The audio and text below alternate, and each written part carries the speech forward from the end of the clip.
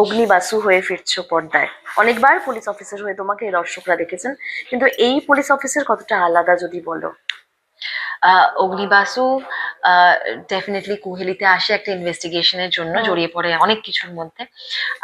তার যেমন একটা রাফ অ্যান্ড টাফ একটা থ্রিল এলিমেন্ট রয়েছে, যেহেতু সেই ইনভেস্টিগেশনটাকে নিয়ে যাচ্ছে এবং ইউনো অনেক কিছু ঘটছে, সেটা যেমন রয়েছে, তার সাথে সাথে কিন্তু এই কুহেলি সিরিজটাতে একটা কমিক এলিমেন্ট রয়েছে। এটা কিন্তু একটা কমিক থ্রিলার।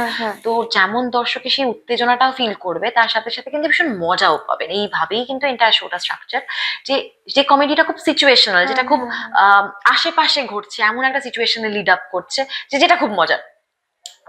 তো সেখানে মানে শুধুমাত্র যে ইনভেস্টিগেশন অ্যাকশন সেটা নয়, এই ডিএসপি অগ্নিবাসু এবং তার হেড কনস্টেবল হরিণ হাতি এবং এই যে বোনের প্রত্যেকটা চরিত্র, এদের কাউকেই না ঠিক একটা ভাবে ডিফাইন করা যাবে না। মানে ইদার ব্ল্যাক অর গ্রে, মানে হোয়াইট, সেভাবে না ডিফাইন করা যাবে না। এগুলো খুব ব্লাড।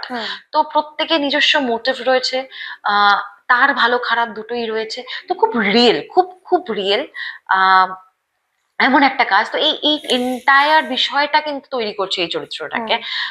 সো আশা করছি দর্শকে যখন দেখবেন, দুর্দান্ত পারফরমেন্সটা রয়েছে, কৌশিক দা, দুর্বার, রিধিমা, অঙ্গনা, সুস্মিতা, সবাই মিলে দুর্দান্ত পারফর্ম করেছে। তৈরি চরিত্রগুলোকে আরো সুন্দর করে এক্সিকিউট করেছে, এত সুন্দর লেখা, এত সুন্দরভাবে অদিতি যত্ন নিয়ে কাজটা করেছে।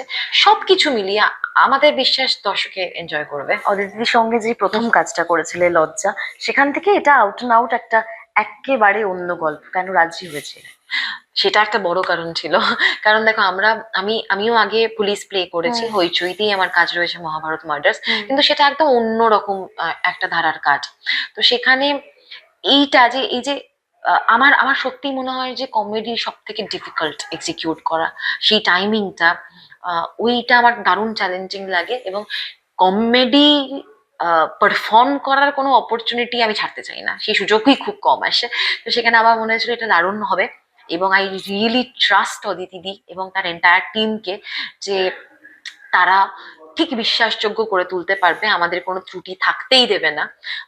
এবং এই যে ধরো এই আমার কো অ্যাক্টার্সরা, দ্য স্ক্রিপ্ট, দ্য টিম, সেই সব কিছু মিলিয়ে আমি শিওর ছিলাম যে এই কাজটা ভালো হবে, ইউনিক হবে, একটু নিজেকে চ্যালেঞ্জ করা যেতে পারে।